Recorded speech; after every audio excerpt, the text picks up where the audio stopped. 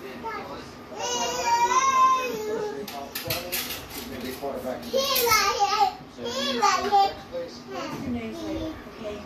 Boyd's last fixed position? London 1200. Mommy, Unknown. you have an echelon height? Mommy,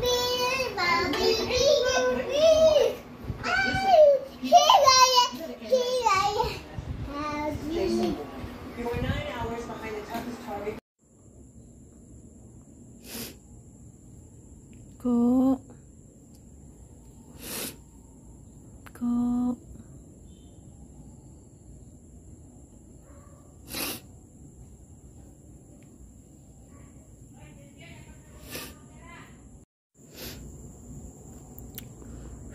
Hindi ko alam nangyayari kay Iko. Nag-seizure siya kanina tapos hindi siya makalakad ng diretso, patagilid lang, tapos nahulog. Out of balance siya. So ngayon ganyan siya matamlay. Pinaliguan ko ngayon siya tapos ginupit-gupit ko yung ibang parang mga dikit-dikit na ng balahibo. Kasi madami din siya. Tingnan niyo, yung karapatan mo yung Iko.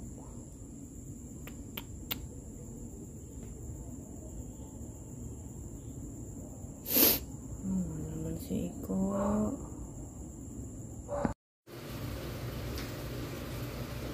So may dengue si Iko. At extra siya ngayon. Mga 2 days daw yung dextro, so hindi siya kakain.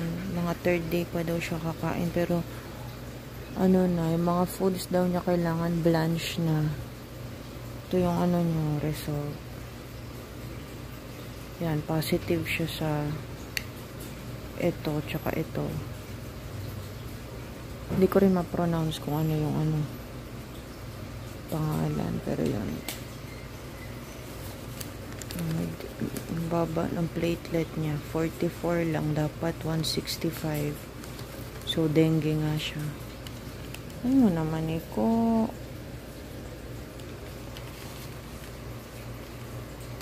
Tapos umabot yung bill niya ng 4,000.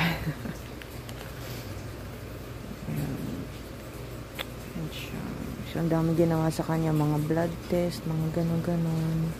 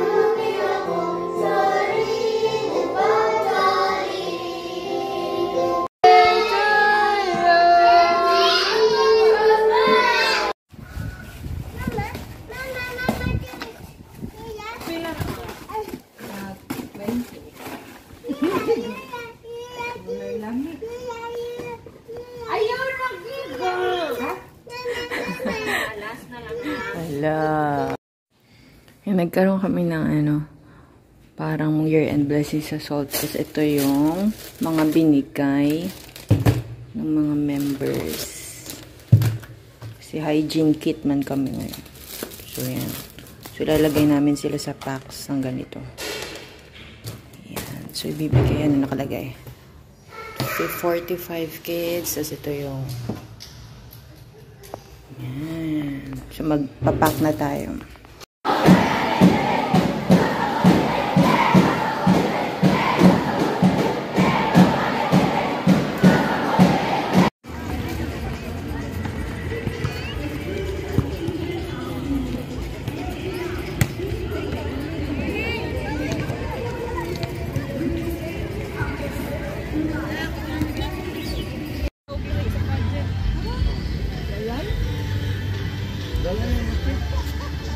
Yang lalaki.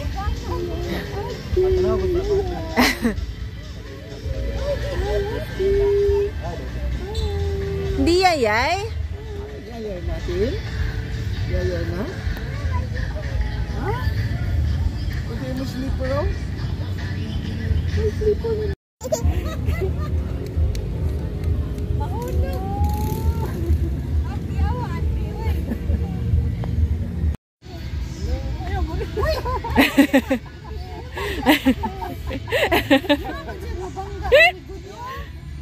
Mabangga, karoon na sa mabangga. Di, busog ka ayo. Hindi na siya makagunit. Sige, ganyan na lang, ganyan.